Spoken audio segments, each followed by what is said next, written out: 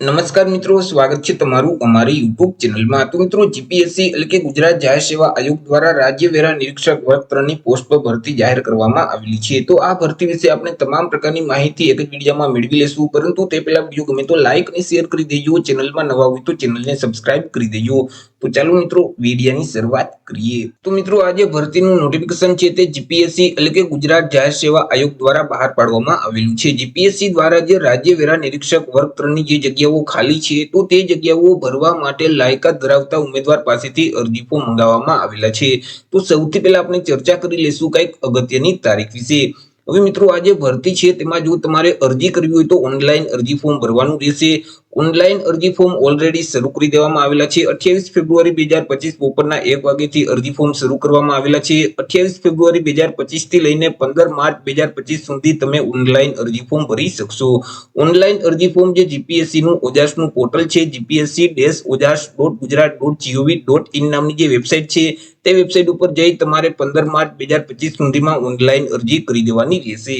જો મિત્રો, આ ભરતીમાં તમારે ઘર બેઠા જ ઓનલાઈન અરજી ફોર્મ ભરવું હોય તો અમારા જે વોટ્સએપ નંબર છે 6352228352, આ નંબર પર તમે વોટ્સએપ પર મેસેજ કરશો કે અમારે જીપીએસસી રાજ્ય વેરા નિરીક્ષકમાં અરજી ફોર્મ ભરવું છે, તો તમને નજીવી ફી સાથે ઘર બેઠા જ ઓનલાઈન અરજી ફોર્મ ભરી દેવામાં આવશે। એ મિત્રો, તમામ ઉમેદવારની એક પ્રાથમિક પરીક્ષા લેવામાં આવશે અને આ પરીક્ષાનું આયોજન છે તે અંદાજે 6 એપ્રિલ 2025 ના રોજ કરવામાં આવશે। જે ઉમેદવાર પ્રાથમિક પરીક્ષામાં પાસ થઈ જશે એટલે આગળ તેઓએ મેન પરીક્ષા એટલે કે મુખ્ય લેખિત પરીક્ષા આપવાની રહેશે અને આ જે મુખ્ય લેખિત પરીક્ષા લેવામાં આવશે તેમની જે તારીખ છે તે આયોગ તરફથી અલગથી જાહેર કરવામાં આવશે। વાત કરી લઈએ જગ્યા વિશે, તો એ મિત્રો કુલ 37 જેટલી જગ્યા પર આ ભરતી જાહેર કરવામાં આવેલી છે અને આ જે ભરતી છે તે મિત્રો દિવ્યાંગ ઉમેદવાર માટે જ રહેશે, એટલે કે આ ભરતીમાં માત્ર દિવ્યાંગ ઉમેદવારો જ અરજી ફોર્મ ભરી શકશે। ચર્ચા કરી લઈએ એજ લિમિટ એટલે કે વય મર્યાદા વિશે। અરજી ફોર્મ ભરવા માટે ઉમેદવારની ઉંમર કેટલી હોવી જોઈએ? તો કે અરજી ફોર્મ ભરવાની જે છેલ્લી તારીખ છે 15 માર્ચ 2025, તે તારીખને ધ્યાનમાં રાખી ઉમેદવારે પોતાની ઉંમરની ગણતરી કરવાની રહેશે। 15 માર્ચ 2025 ના રોજ ઉમેદવારની જે ઉંમર છે તે ઓછામાં ઓછી 20 વર્ષ હોવી જોઈએ અને વધુમાં વધુ 45 વર્ષની હોવી જોઈએ। વાત કરી લઈએ શૈક્ષણિક લાયકાત એટલે કે એજ્યુકેશન ક્વોલિફિકેશન વિશે। અરજી ફોર્મ ભરવા માટે ઉમેદવારની શૈક્ષણિક લાયકાત કેટલી હોવી જોઈએ? તો કે ઉમેદવારોએ કોઈ પણ સરકાર માન્ય યુનિવર્સિટીમાંથી કોઈ પણ વિદ્યાશાખામાંથી બેચલર એટલે કે સ્નાતકની ડિગ્રી છે તે પાસ કરેલ હોવી જોઈએ। જે ઉમેદવારોએ સ્નાતક પાસ કરેલ છે તે ઉમેદવાર આ ભરતીમાં અરજી ફોર્મ ભરી શકશે। સાથે સાથે ઉમેદવાર પાસે બેઝિક કોમ્પ્યુટરનું નોલેજ હોવું જોઈએ। ઉમેદવાર ગુજરાતી ભાષાના જાણકાર હોવા જોઈએ અથવા તો હિન્દી ભાષાના જાણકાર હોવા જોઈએ અથવા તો બંને ભાષાના જાણકાર હોવા જોઈએ। ચર્ચા કરી લઈએ પે સ્કેલ એટલે કે પગાર ધોરણ વિશે। ઉમેદવારને કયા પગાર ધોરણ મુજબ પગાર આપવામાં આવશે? તો કે ઉમેદવારને પ્રથમ 5 વર્ષ સુધી તો ફિક્સ પગાર મળવા પાત્ર થશે। દર મહિને ₹49,600 ફિક્સ પગાર આપવામાં આવશે। 5 વર્ષ પૂરા થઈ જશે એટલે પે મેટ્રિક લેવલ 7 મુજબ પગાર મળવા પાત્ર થશે, એટલે કે ₹39,900 થી લઈને 1,26,600 નું જે પગાર ધોરણ છે તે મુજબ ઉમેદવારને પગાર આપવામાં આવશે।